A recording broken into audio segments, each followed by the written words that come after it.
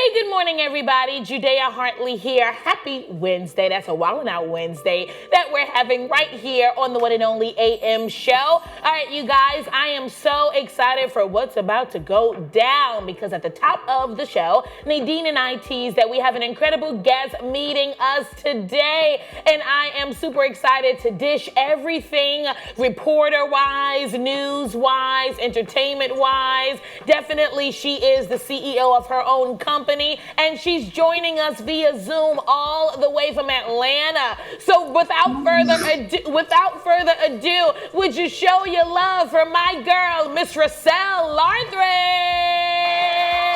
Hello. Hello. Yes. Hey, how are you? I'm great. How are you this morning? Oh, God, I'm so good. I am so good. I'm really excited for today's chat. And Resell, I just have to thank you. Thank you so much for carving out time out of your busy schedule just to chat with us here at the AM show. I've been following your content for a while now, and it has served as a major source of inspiration for me. So just please feel my heartfelt gratitude towards you. Thank you so much, and thank you for having me. I'm happy to be here this morning. Yes. Okay, girl. So let's really peel this onion. Let's get into the meat of the sandwich. Of course, I'm a supporter of the content that you post. And you guys, if you don't know who Resell Larthridge is, you're getting ready to find out because she has accomplished so many things in her life. And I know that you are a content creator, motivational speaker. Your videos really have helped me overcome some trials and tribulations, and I appreciate that. So with all of that being said, let's go back to the beginning, right? The genesis of your accomplishment. So you were born and raised in Mississippi. Yes. Tell me a little bit about your childhood. Yes, I was born and raised in Starkville, Mississippi, where I grew up in Peters Rock Temple Church of God in Christ. Shout out to my home church. Yeah. And so I've always been around, that biblical element being in the Bible Belt in Mississippi, of course. However, it wasn't until I branched out and, moved further away from home that I really was able to garner my own personal relationship with God. It's one thing to be taught something, but it's another thing to actually walk out the relationship and have a one-on-one walk with God. And so once I came to Atlanta, I got to know him in a deeper way. And so he birthed out of me content and books and candles and a host of other things. So. Yes, so excited. All right, so what made you become a content creator? Like, what is that process like? When did you realize, hey, I can really reach people in a positive, empowering way on social media? To be honest, for me, it kind of started in high school. Like, I was always the person that people would come to and ask for advice, and that followed me from high school to college.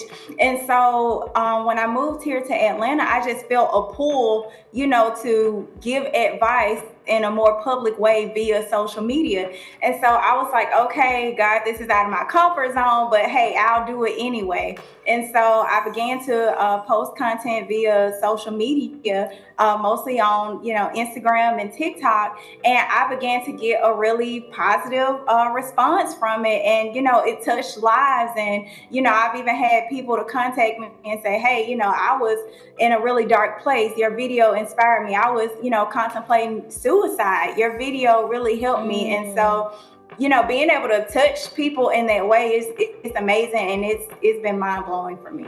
I love that. And wow, that just really answered one of the questions I had here for you, because I really believe that when we answer our calling and when we step into purpose, right, when we step into the awareness of the power that we have, then lives will be changed. And that was so funny. I was just getting ready to ask you, what were some of the testimonials that you've received from folks who you've helped, because I truly do believe that the content that you are covering, it really does serves as a massive agent of change in terms of empowering women and men, really just teaching people how to posture themselves for the right relationship, whether that be friendship wise or romantic wise, etc. Really just teaching people how to get unstuck, how to take accountability. Like, you motivate. That is what you do. So with all of that being said, do you, Resell, believe that in order to be an effective motivational speaker, you have to be a good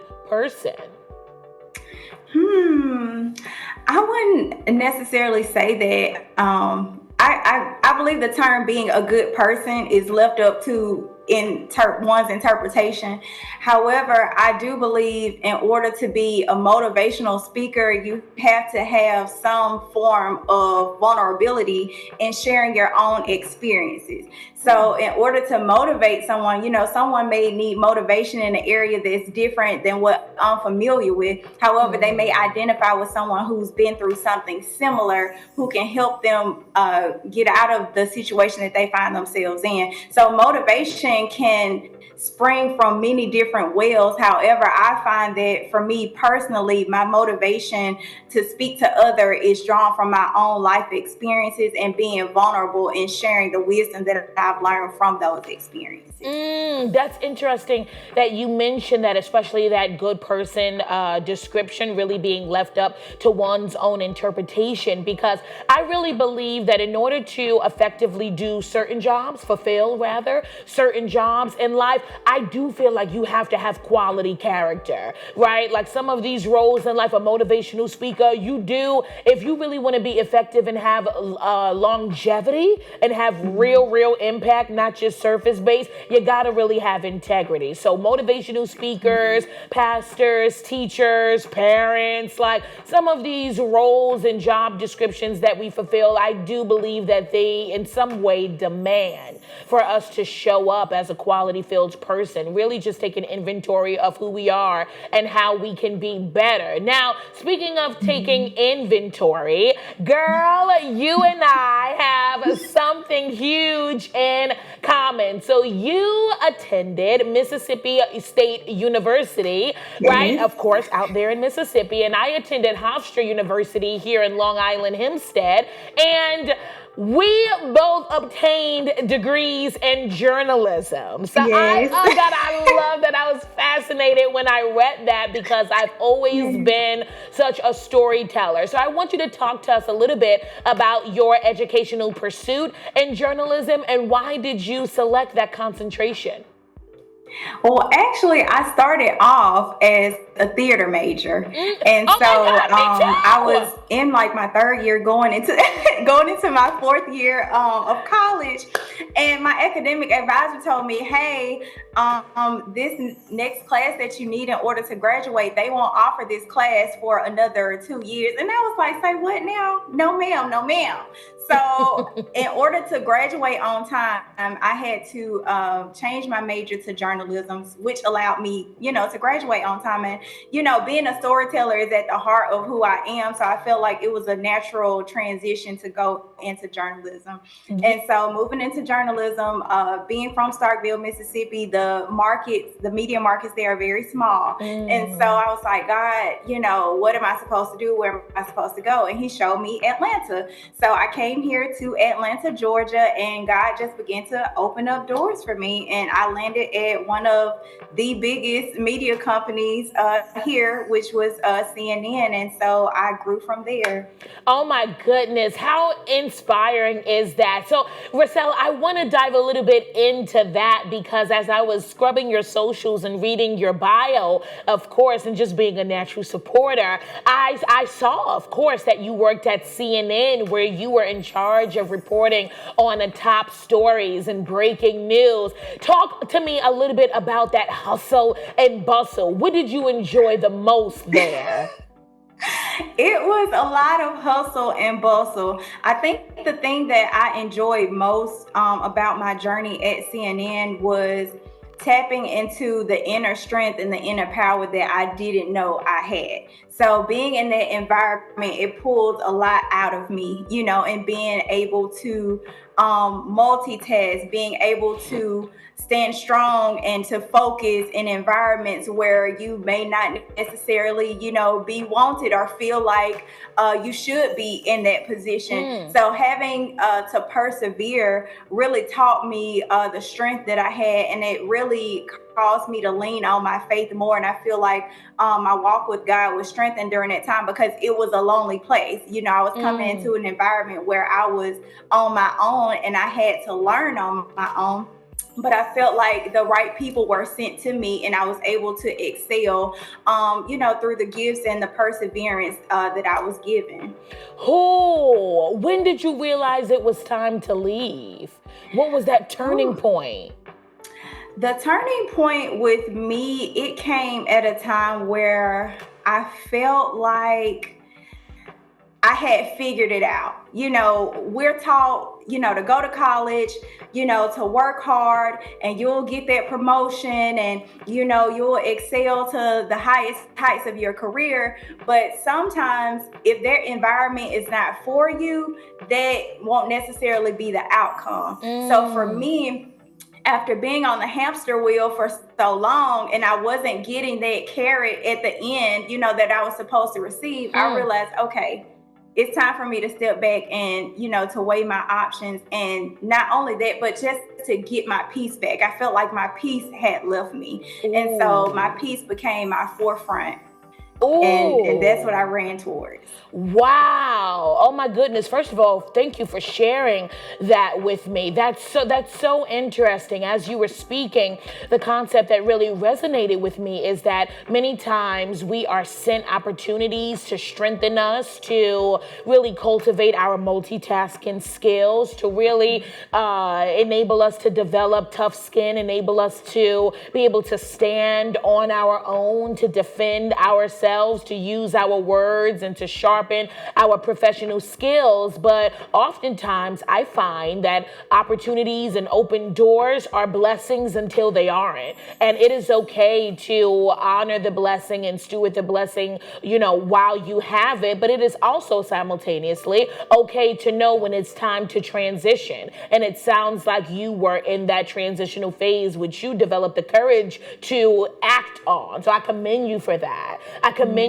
So speaking of transitions, of course, you're an incredible motivational speaker, and I got some rapid fire questions for you, girl, after that commercial break. But I do want to get into you being a business owner. So I am a candle girl. I love candles. Talk to us about the process of you realizing, hey, I want to create candles, and I want the candles to have a message attached to the product. Talk to us about that for you. Well, for me, my company, Breathe Life Candles, it was really birthed out of curiosity. Sometimes we have these gifts and these talents, and we kind of sleep on them and we put them to the side. But I felt this pull to just go forth and to do it. And so I love candles. Every time I'm in the store, I find myself in the candle section, trying to see what candle I like to bring, a vibrancy to my home. And I was like, hey, why don't you try to, just make your own candles, and also attach a message to them that can breathe life into a person's home, into a person's atmosphere. And that's where Breathe Life Candles was born. And on each one of my candles, I either have a scripture or just a positive motivational message, so that as that candle is burning, when you come into your house, if you've had a bad day, you can look at that inspirational message and know that you can break through, that you can persevere, and that whatever you put your mind to, it can and will be accomplished. Oh my goodness. That's how my business was born. I love that. First of all, I have to order a few candles from you, girl, because I'm on my pumpkin spice candle now, but I like candles that go with the season. And then honestly, I just like candles that smell good. I really, really do. But what I admire about this business endeavor is that it's not just a good product, Resell. well. I love that she didn't just make it a good product. You attached an affirmation to the product. You attached a message, some positivity, some inspiration to the product. And I am a firm believer of everything that's around us, everything that we can control, right? It can be what we wear, how we carry ourselves, our cars, even the decor in our homes. I feel like it should speak to us. I feel like everything that we're attached to should have a positive message, because that's never going to expire. We are always going to need that. So we're going to dive into your business a little bit more, and of course the work that you do now. And I have some great relationship questions for you. But you guys, we are going to take a quick commercial break, but we want your face to be in the place, because we have so much more to chat about with Resell Larthridge after these messages. Keep it locked, brothers and sisters. You're watching The AM Show.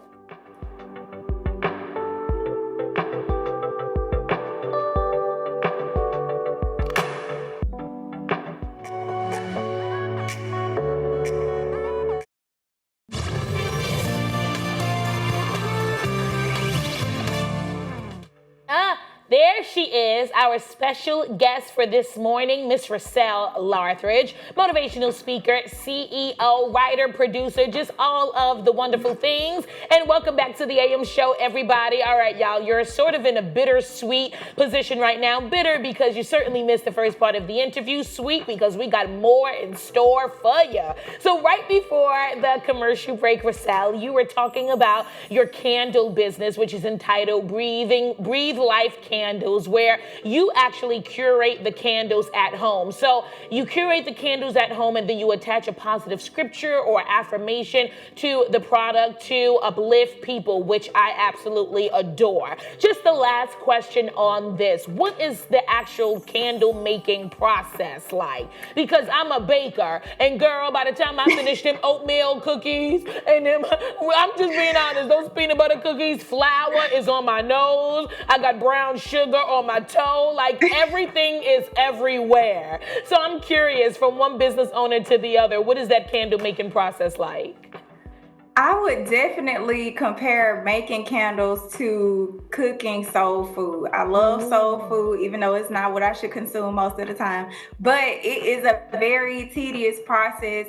Your wax has to be at a certain temperature for when you pour your scents in order for everything to coagulate and come together in a seamless way. And then even your pouring temperature has to be at a certain temperature so that when you pour the candle into your vessel, everything flows in evenly. So it is a very tedious process, but it's a love project for me. So I don't mind doing it. Just like when I cook my homemade cakes from scratch, I put that same passion into my candles, and I do it in a way that just warms my heart, and it makes me feel good, so it doesn't feel like work. It's a passion project, so it doesn't feel like work. So as much as I love my food, I put that same love into my candles. I absolutely love that terminology. It's a love project, because I have so many ideas in my mind. I'm like, yes, this is going to help people. I mean, it's beautiful. It's a great product, but it has a positive message to it. So I love that. Be sure, y'all, to check my girl out on her Instagram page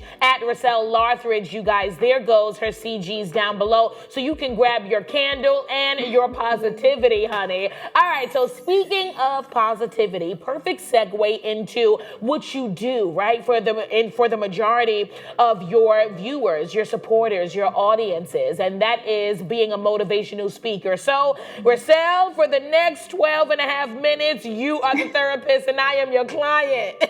I love that. Yes, girl, I am your client. So I'm going to ask the questions that everybody wants to know, right? That everybody wants to ask a therapist, a counselor, a pastor, or a motivational speaker. All right, girl, so you deal a lot with relationships on your Instagram page. So first question, what is the biggest mistake that people make in relationships, whether they be platonic or romantic?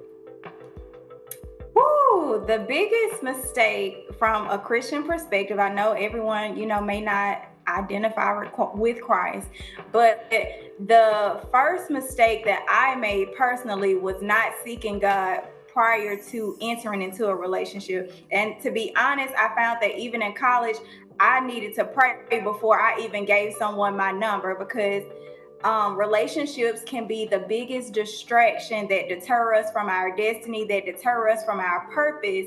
And by simply giving someone your number and engaging in an exchange with that person, it could be a distraction from the very thing that you should be focused on, or the very person that God wants to bring into your life. So I would say seek first.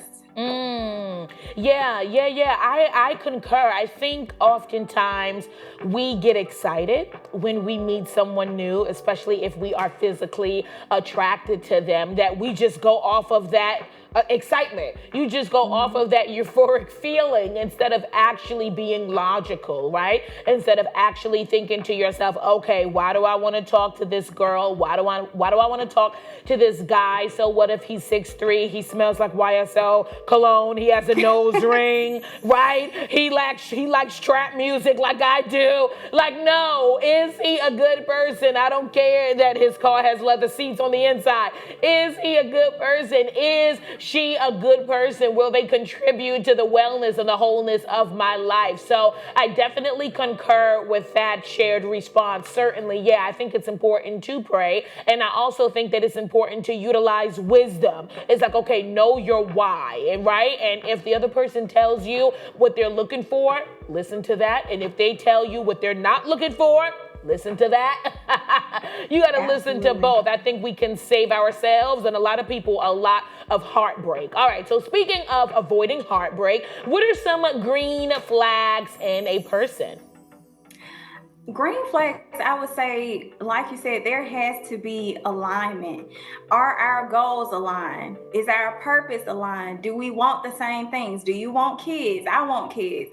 What do you see yourself in 5 to 10 years? You know, sometimes I think as females, we shy away from asking the hard questions up front, because we don't want to run someone away, or we don't want to seem like we're being too heavy, you know, within the first 3 months or so of a relationship. However, those questions are important, and if someone is aligned with you, they'll be more than willing to answer those questions to see if there is alignment there, to see if our goals align, to see if our desires align.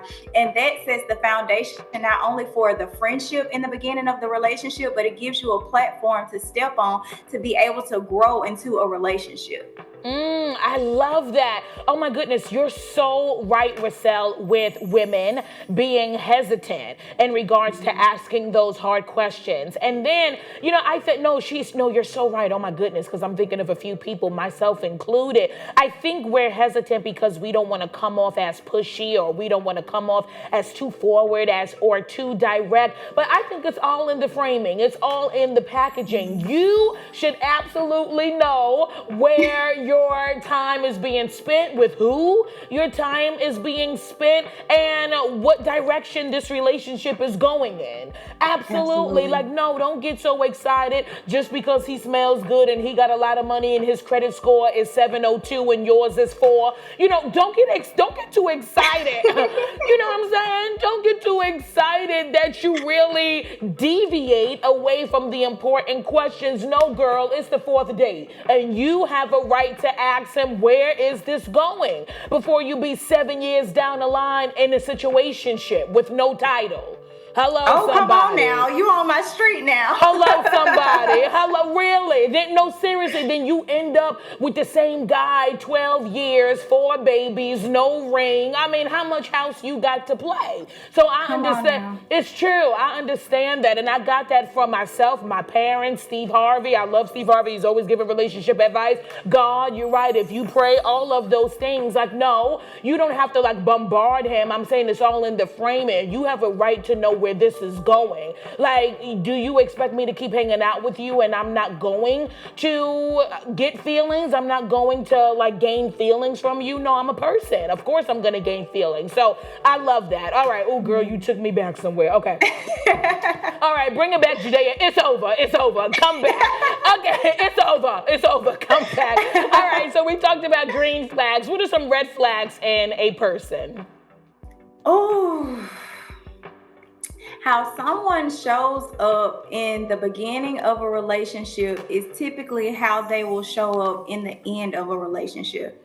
So if you Mm. meet someone and you're seeing red flags, I wouldn't ignore them. Don't ignore your own intuition. Don't ignore your own red flags, because those things that you see at the beginning of the relationship, they will permeate throughout the relationship. And sometimes just having that conversation about that thing that bothers you. I know for me, in my past relationship, my issue was with complacency. I don't feel like the person that I was with was very ambitious. I was working two jobs. I was hustling. I was writing my book and doing all these other things. And I don't feel like he was putting in that same tenacity that I was putting in towards Huh. accomplishing the goals that we both said that we wanted. Uh. And that lack of ambition permeated throughout our 6-year relationship, and he never changed. And so I think for me personally, I was more in love with his intelligence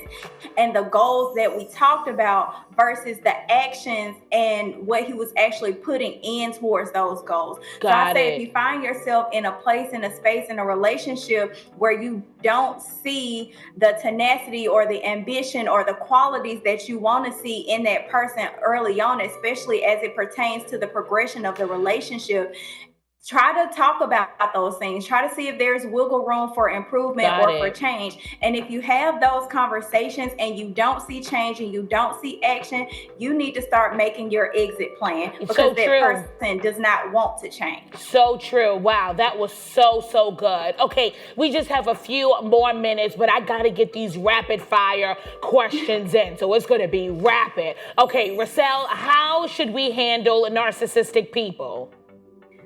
Run. Run! Yes, girl. How should we handle gaslighters? Oh, detach. Protect your energy and detach from the conversation. Oh, why won't people take accountability? Because sometimes accountability is also becoming aware of your circumstances, your situation, and your own mental thinking. And so taking accountability would then pull back layers that a person may not be ready to pull back. So you asking a person to take accountability is ripping off a mask that they may, or a wound that they're not ready to open up. So just back away and understand that where you are in life may not be where someone else is in life, and you have to take accountability and responsibility and say, hey, I choose to step back from this person, and I choose to accept the fact that they don't want to take accountability, and I choose to protect myself in the process. Got it. How should we handle ghosting? Find something to do to fill your time. I like that. I like that. Okay, how do we gain confidence? Ooh, confidence comes from within. So confidence comes with first accepting who you are. I've always been an outcast. I've always been different. I've always been that quote unquote church girl. But at the same time, that was the place of my confidence. So confidence starts with accepting who you are in the authenticity of your heart, So in the true. authenticity of who you want to be. So Accept true. yourself. So And then true. your people will find you. I love that. Your people will find you. Okay, Resell, last question. How do we approach hard conversations in a family dynamic? Ooh, approaching hard conversations in a family dynamic can be difficult, because on the one hand, while you may be trying to gain understanding or wisdom concerning that family situation, the person that you may be speaking to may not be willing to take responsibility for the harm or the hurt that they caused you. So in approaching family dynamics, you have to be willing to not get closure at all. And in Ooh. maybe possibly not getting closure, you have to then Yeah. accept the fact that that person is where they are and adjust yourself accordingly, adjust your emotions accordingly, Wow. pull your energy back accordingly, Yeah. so that you don't move forward in a place of unforgiveness, because unforgiveness will ultimately hold you back, and that person will still be off living their happily merrily life and feeling justified in whatever action they took that caused you harm. Oh my goodness, that's so true. Standing ovation. No, it's true. You have to approach that mother, that father, that sister, that brother, your niece, your nephew, your cousin, whoever it is. But you have to know as you approach them, listen, you might not get the apology you deserve. You're right, Resell. You might not get that closure. So that's not the purpose in approaching them. The purpose is so you can clear your mind, so you can communicate, so you can say to yourself, I tried. So you can express what you need to express for your own well-being. Would y'all show y'all love for my girl, Miss Resell Larthridge? Oh my God. Okay, Resell, quickly, please tell. They still cheering for you. That's right. Cheer for our girl. Quickly, Resell, please tell people where they can find you on social media so they can keep up with your candle business, Breathing Life Candles. They can keep up with any passion projects you got going on. She is a writer as well, you guys, so I'm sure she's working on some great books there. Give us all of the social handles so we can stay woke. Yes, my Facebook, which is my more personal page, is Resell Larthridge. My TikTok is Resell Larthridge. Instagram, Resell09. And of course, you can find your Breathe Life Candles at breathelifecandles.myshopify.com. Fantastic. I am so excited that we are now friends, right? She's not just my internet Yes. friend. She is now my friend in real life. Girl, I will certainly be ordering my candles and checking in with you via text message, but this is just the genesis of a beautiful sisterhood, and I'm so excited. I stand in expectancy to see what is on the way for you and I, and for you as a CEO and as a faith-based believer. One more time, y'all. Show your love for Resell Larthridge. Thank you so much. Have a great day. Thank you. Bye. Incredible. All right, party people, let's dance on over to a quick commercial break, but we will be right back after these messages. Keep it locked.